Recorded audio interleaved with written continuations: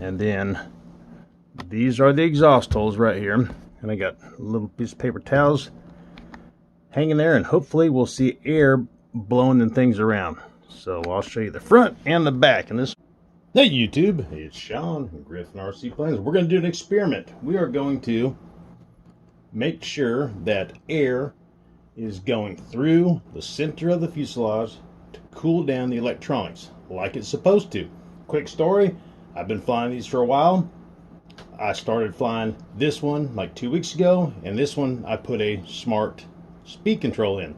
So before 2 weeks ago, I had no idea about any information that the speed control does in this plane. No temperature, no RPMs, no nothing. I flew this yesterday and it got up to like 204.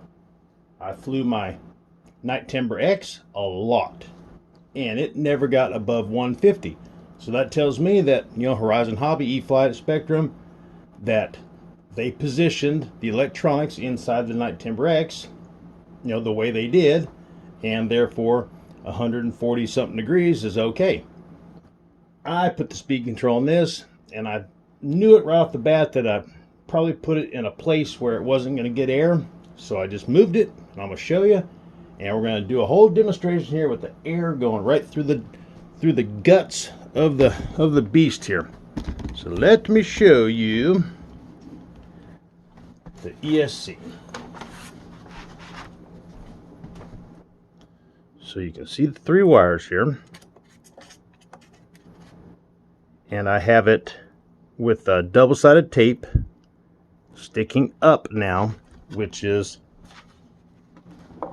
on the bottom of the battery tray.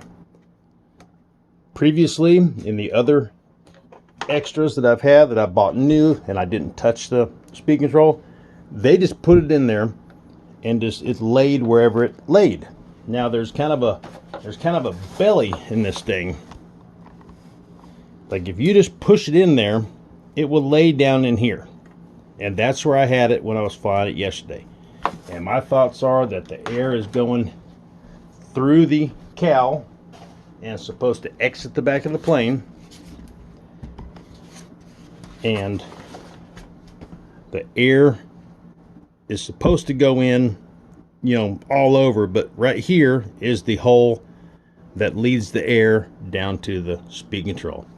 And I felt like maybe the air was going right over the top of it. It was going in and just not even putting air on the ESC, and then just going out the back. So we're gonna do some experiments. We're gonna build a little wall where the air from the prop is forced to go through this, and if we need to, maybe we'll make this hole a little bit bigger or something. So let me put my motor in real quick, and then we'll get down to business.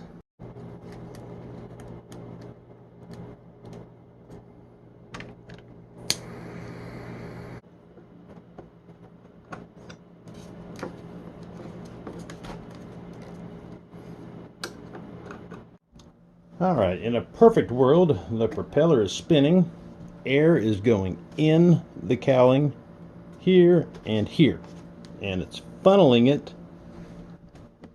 down the belly of the beast and exiting these holes here.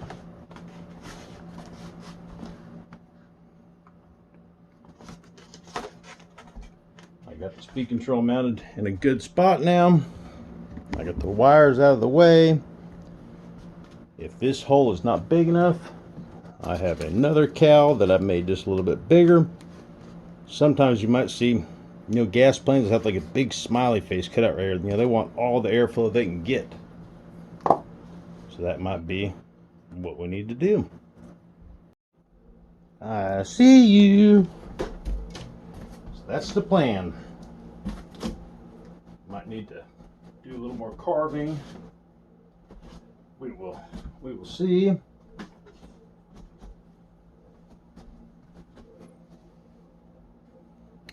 Looks like the bottom might need to be carved out a little more. Just a little.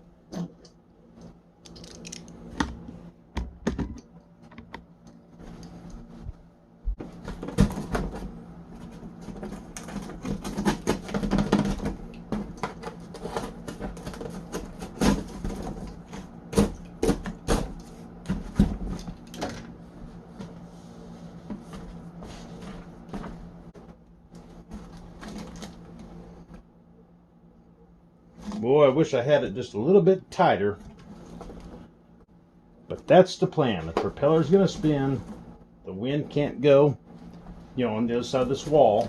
And then I'm going to get at the back of the plane and see if air is going through one of these 3 holes and if it's exiting out of the exhaust holes. That's the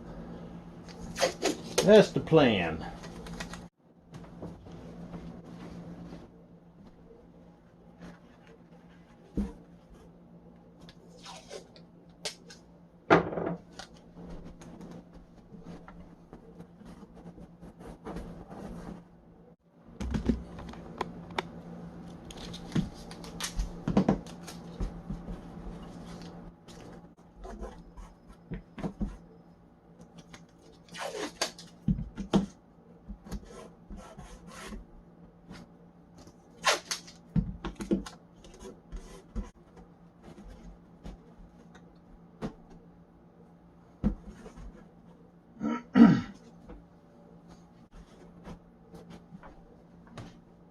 All right, got the transmitter ready, got a battery loaded in, and then these are the exhaust holes right here, and I got a little piece of paper towels hanging there, and hopefully we'll see air blowing and things around. So I'll show you the front and the back, and this will be an experiment for all of us, because if I don't have any airflow going through there, then I need to make the holes bigger, or I need to get a fan or something, because 204 degrees is just way too hot. So I make sure my throttle cut is on. Now it is. My dog's gonna go crazy.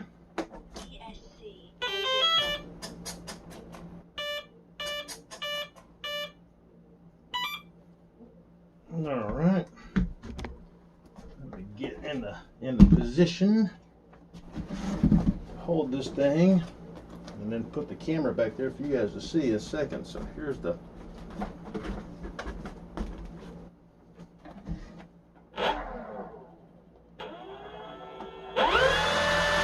Oh, look at that airtight seal. All right, throttle cuts on. Let's get you guys to the back. You're going to see it before me. You will see it before me. Lower you guys down.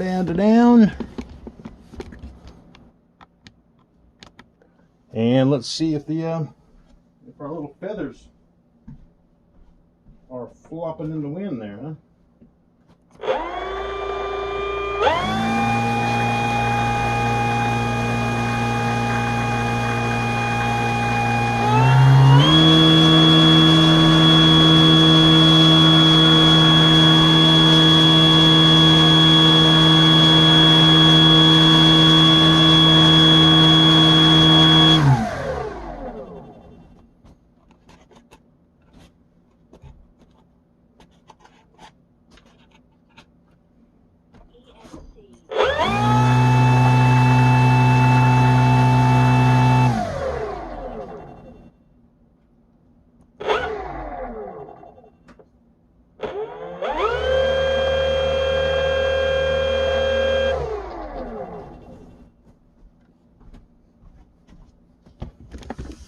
I was able to look at it too a little bit, and I didn't see a bunch of action.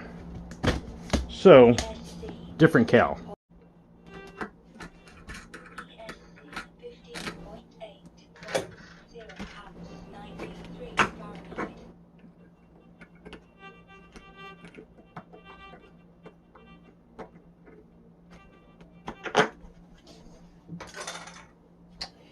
Let's see.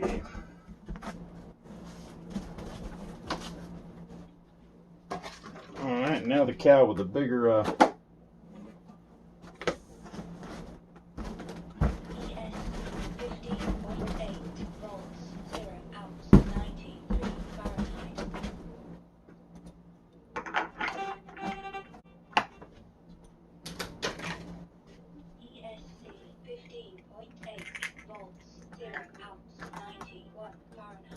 91 degrees Fahrenheit is what the transmitter just said. And it's probably 75 in this room.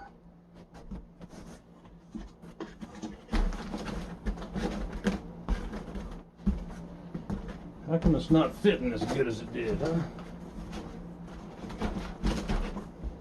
That's why. All right, let's give it a test go right here. See if it gets that suction or not suction, that good seal.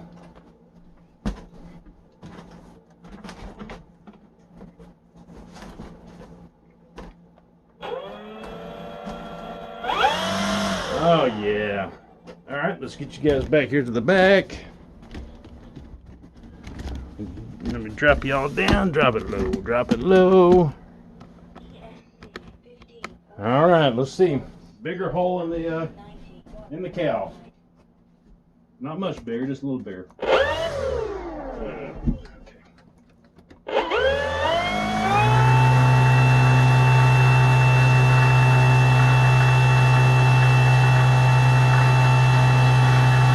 I can feel it.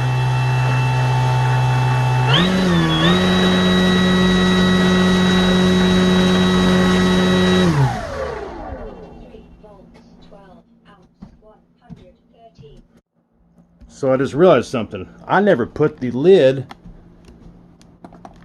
on the battery on either one of those tests.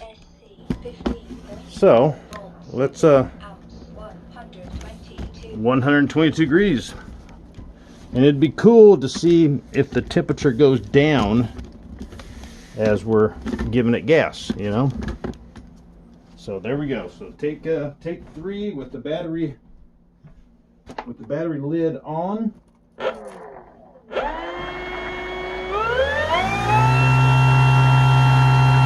at that.